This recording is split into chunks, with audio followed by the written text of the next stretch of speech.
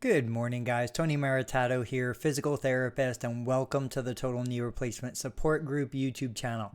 So in this video, I want to talk to you about that pain that arises under the kneecap after a total knee replacement surgery. There are a couple things that we want to make sure we clear with your medical team. So talk to your physical therapist, talk to your surgeon. Make sure there is no chance that there's a fracture in the patella or that something happened either during or following the procedure to cause true damage to the bone. That is something that absolutely needs to be ruled out from your medical team. But assuming the integrity of the kneecap itself is in good standing, pun intended, we want to talk about what would be causing the pain. And I want to educate you just a little bit about what the kneecap is, what the patella is, how it functions, how it works, and why all of a sudden you're having all of this extra compressive force through that little bone, and how that could probably be what's causing the extra pain.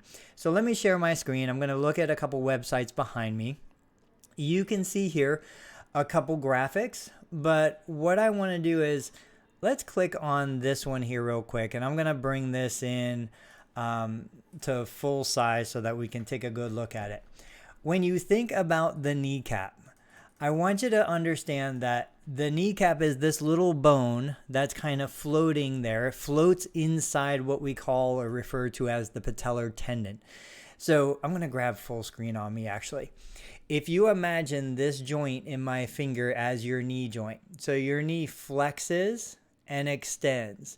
That kneecap is a bone that's floating inside a tendon. Now, tendon connects bone to muscle, ligament connects bone to bone.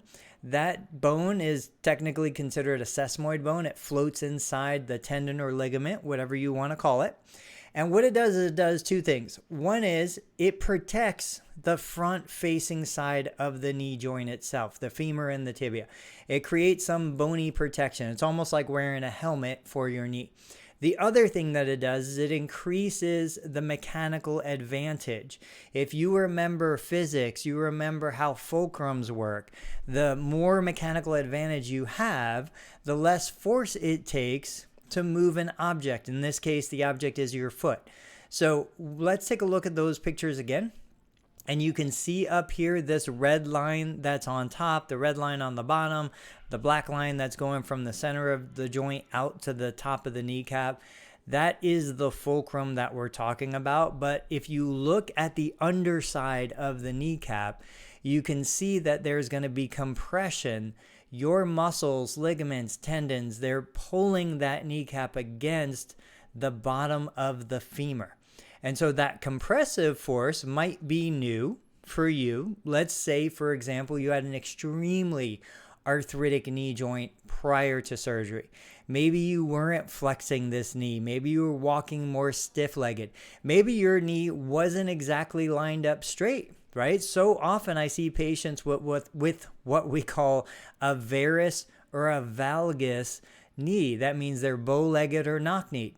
So all of those things will change the alignment of the kneecap, and now your surgeon went in there and gave you this beautiful, perfectly straight knee, but that kneecap is going to be floating and creating new wear patterns on the new knee implant. And so it's creating more compression on the bottom of that patella, the bottom of the kneecap, which the bone just isn't used to.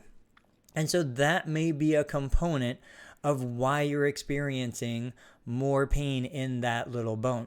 Another reason is if you don't have full knee extension, which most patients in the first couple weeks following a total knee replacement don't have full knee extension. They can't get to 0.